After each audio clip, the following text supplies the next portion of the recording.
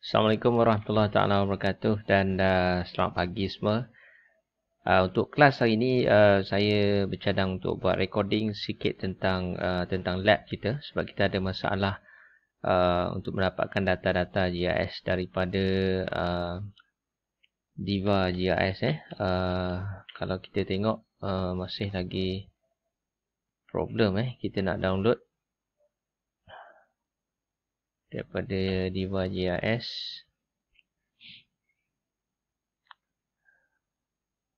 Okay, saya pun tak pasti, saya dah contact dia punya developer, masih belum ada reply. So, saya assume maknanya memang ada problem lah data. Kita test sekali lagi untuk double check, untuk double confirm betul ke masalah server dia.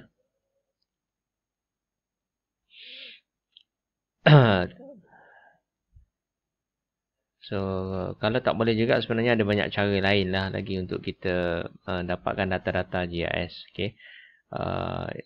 Okay, so basically memang server dia down. Okay, tak apa. Saya masih ada lagi beberapa data daripada Diva GIS yang saya simpan. Dan saya telah pun upload sebenarnya ketiga-tiga data itu ke dalam eLearn. So, apa yang saya nak kamu buat adalah kamu kena download ketiga-tiga data itu, alright, daripada eLearn. Kemudian buka di dalam QGIS, okay, alright. Dan selepas itu buat rakaman lah, okay, ada rakaman video yang menunjukkan kamu telah pun berjaya buka data tu di dalam QGIS. Okay, right, courses. Saya login sekejap.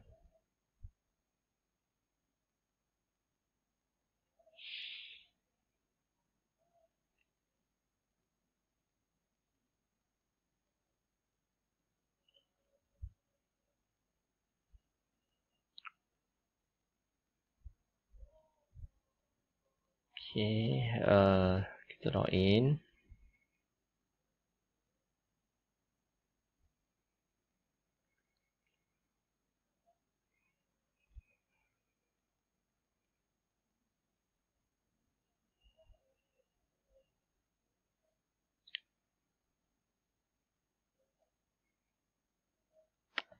Okay, MMS 3013. Bila kamu dah masuk ke dalam eLearn MMS 3013, okay, terus pergi ke section yang berkaitan dengan scroll ke bawah dan kamu akan nampak section lab. So lab ni MMS 3013 lab. Okay, so dia ada dia ada tiga data. Dia ada tiga data: Malaysia Administrative Boundary, Malaysia Inland Waters dan juga GIS data Malaysia Road, jalan-jalan Malaysia lah. So, saya minta kamu untuk download ketiga-tiga. So, saya akan tunjukkan cara untuk download satu dulu dan the rest kamu kena buat lah. Okay. So, bila kita klik saja, right, GIS data ni automatically dia akan download ke dalam komputer kita. File ni adalah lebih kurang 3.5 MB. Bergantung pada kelajuan internet masing-masing lah. Berapa lama dia akan download. Right.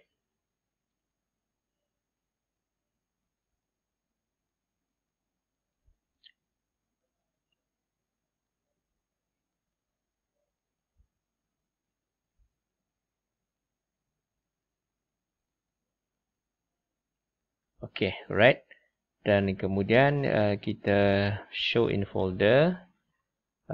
Kemudian kita copy. Dan seperti mana saya beritahu, di dalam GIS ni kita akan banyak sangat data. Kita akan main dengan banyak sangat data.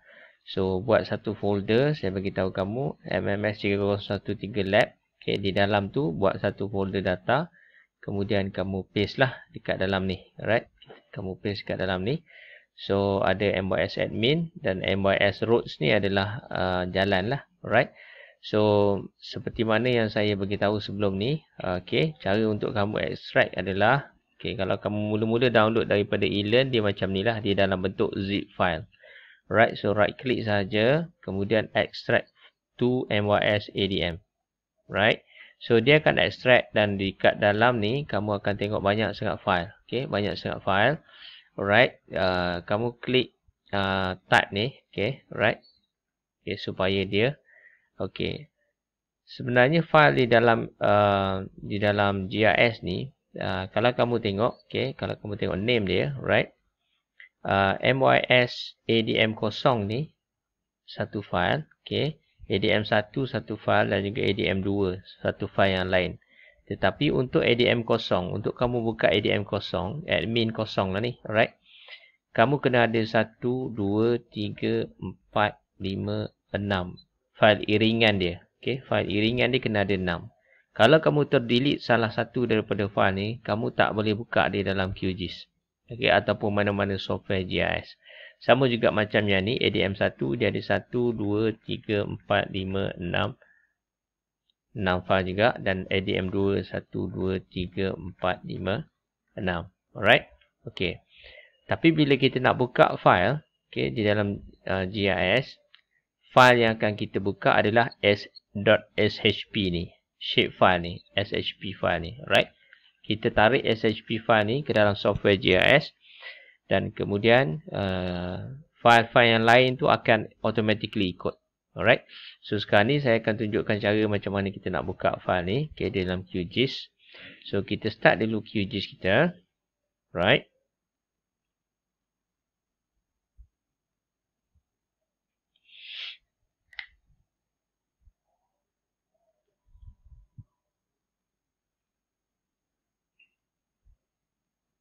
Saya punya 3.14 version lama. Okay. Kamu punya kalau tak silap saya itu yang dah install adalah 3.16. Dia tak banyak sangat beza. So dia masih lagi ada window browser, masih ada window layers, processing toolbox di sini dan juga overview. Alright. So mula-mula start new project, kita just double click saja new project. Okay. Right. Kemudian pergi ke folder yang mana kita simpan data kita lah. Alright. So kalau tak ada dekat sini, okay, dekat D dekat D, okay, kemudian MMS 3013 lab, right? So data dia ada dekat sini lah, okay, dekat ADM ni. So kalau kita buka, bila kita buka, kita cuma nampak ADM0, ADM1 dan ADM2, okay. Dekat sini dia cuma ada 2 saja file yang mengiring dekat dia. Tapi file-file yang lain tu hidden. Okay, alright. So, cara kita nak buka file, ada banyak cara. Okay. Tapi yang paling mudah sekali adalah kamu buka kamu punya window explorer yang tadi tu. Okay. Dan kemudian kamu double klik MYS ADM. Okay.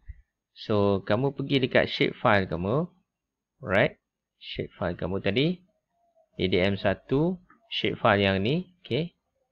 Alright, kan kamu tarik saja di ke bawah sini. Alright, so ini adalah data kamu yang ADM0. Okay, kita tarik juga ADM1, pastikan shape file pastikan kamu tarik shape file.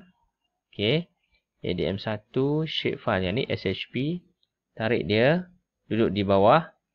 Okay, so dia automatically pergi ke atas. So kemudian ADM2. ADM2 adalah shape file kamu tarik, pergi ke sini. So, itu adalah ADM2. Alright. Okay. So, settle. Maknanya kita dah ambil data kita tadi, masuk ke dalam QGIS. Okay. Okay. Kemudian, saya nak kamu save dulu projek ni. Sebab kalau kamu tak save, bila kamu tutup, nanti dia hilang. Alright. Cara dia adalah projek. Kemudian kita save.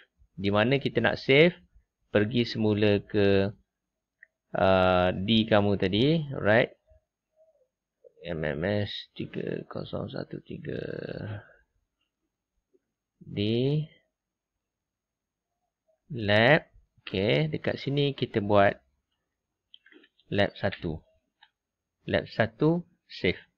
Right? So kita double check dekat dalam folder kita MMS 3013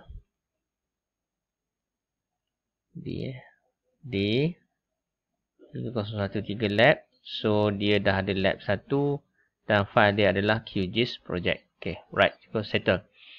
So, bila kita masukkan data tadi, ADM0, ADM1 dan ADM2 ke dalam GIS punya environment, okay, yang paling atas sekali adalah ADM2. Okay. Kalau kamu nak tengok ADM1, kamu just padamkan ataupun antik saja ni. So, kamu nampak ADM1. Nak tengok ADM0, kamu sudah dapat ADM0. Boleh juga, kalau kamu tak nak pakai tick antik ni, kamu klik dia, kamu drag dia ke atas. Okay, so ADM0 akan duduk atas, ADM1, drag. Dia sama macam siapa yang pernah pakai Photoshop. Basically, itu adalah basic. Dalam GIS, kita masih juga pakai layers ataupun lapisan-lapisan data. Exactly sama macam Photoshop. Okay, alright. So, dalam ADM0, ini adalah data dia. Okay, ini adalah data dia. Kalau kamu tak suka warna ni, alright, kamu boleh right click saja, pergi ke properties, right. So, ini adalah color. Kalau kita nak tukar color, kita tukarlah kepada, mungkin kamu nak tukar dia kepada color kelabu ke, alright. Okay, dah tukar color kelabu. Ataupun kamu nak pakai color lain ke. Sorry, ni tadi pick pula. Tak payah. Choose color Right, so kita nak pakai color mana? Standard colors. So kita nak pakai, katalah kita nak pakai kelabu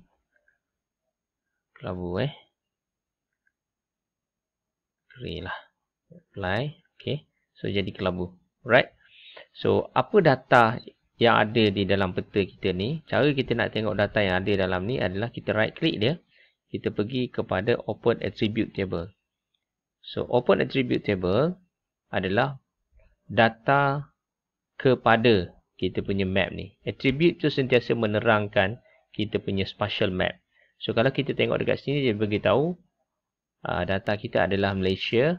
Objek ID dia 160. Alright. Dan kalau kita scroll ke tepi, dia ada nama-nama Arab, nama Cina dan sebagainya.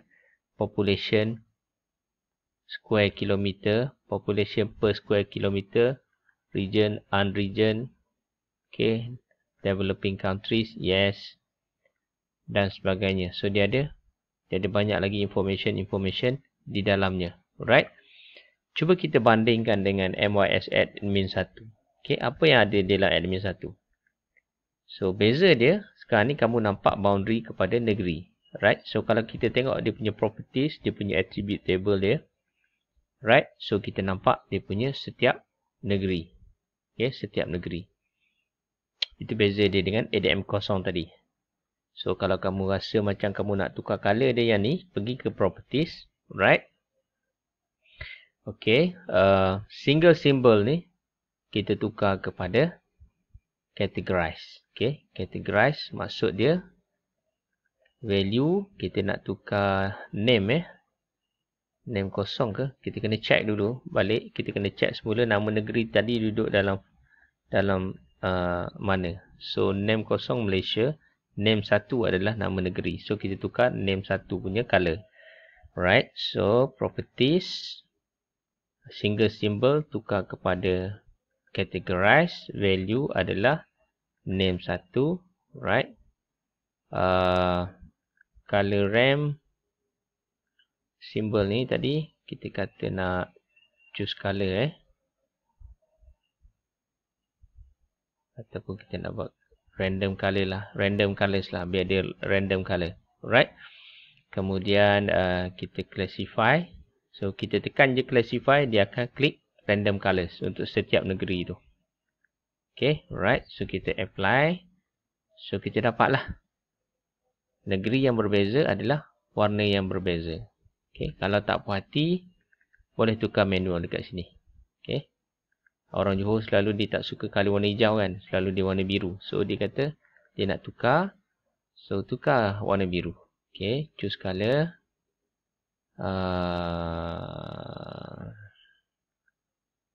Kata warna biru dia nak pakai. Okay. Okay. Apply. Tapi bila dia tukar, dia nak sama dekat macam Terengganu. So, Terengganu kata nak tukar kepada warna putih. Sebagai contoh, grey. Ataupun simple white lah Okay, apply. So Terengganu jadi. So ini cara kita. Dan cara kamu nak gerakkan peta ni, kamu pakai tangan ya. So kita bergerak kiri ke kanan. Nak zoom in pakai scroll mouse, zoom in, zoom out. So kita boleh tengok, right? Dan kalau kita tengok, kita offkan admin 1. Okay, so kita tengok apa data-data di dalam admin 2. Attribute table. So data di dalam admin 2 adalah name 1 adalah negeri. Okay. Name 2 adalah Marang Setiu Kemaman. Ni apa nama dia? So ini adalah district. So dia lagi detail. So kalau kita nak tukar color dia kepada distrik ataupun daerah yang berbeza-beza, so kita cakap lah random colors, classify. Sorry, value tadi kita tak pilih lagi. Name 2 tadi, Mukim. Alright, random colors. Okay, shuffle random colors, right, classify, apply. Okay, so dia bagi semua mukim-mukim ni dengan warna yang berbeza. Okay, so kita dah settle yang ni. Alright, so itu saja saya rasa untuk saya terangkan pada hari ini. Tolong download data daripada eLearn, masukkan data di dalam ke dalam QGIS dan cuba buka dan cuba tengok attribute dan sebagainya. Dan saya minta kamu rakam sesi apa yang kamu buat ni, maknanya untuk sebagai pembuktian bahawa kamu telah pun mampu masukkan data tu ke dalam kamu punya QGIS. Okay, sebab ini semua ni penting untuk next step kita, yang seterusnya. Okay, alright, so saya rasa cukup dulu untuk apa yang kamu perlu buat dalam masa 1 jam pada hari ini. So alright, sebarang masalah boleh tag saya. Saya akan available sepanjang masa kelas kamu lah. Alright, so itu saja. Terima kasih semua. Assalamualaikum warahmatullahi wabarakatuh dan salam sejahtera. Satu lagi sebelum saya terlupa. Bila kamu dah buat, dah tambah data, dah tukar color apa semua, jangan lupa sekali lagi tekan save. Alright, tekan save. Kemudian bila dah selesai, tutup. Next time, bila kamu nak buka, right? Bila kamu nak buka, kamu tak perlulah buka pakai icon yang ni. Kamu just pergi balik kepada kamu punya folder. Okay, just double click saja lab 1. So dia akan buka lab 1, dia akan load. Alright. Oh, dia automatic update. Tadi 14, sekarang ni dia dah jadi 16. Okay, alright.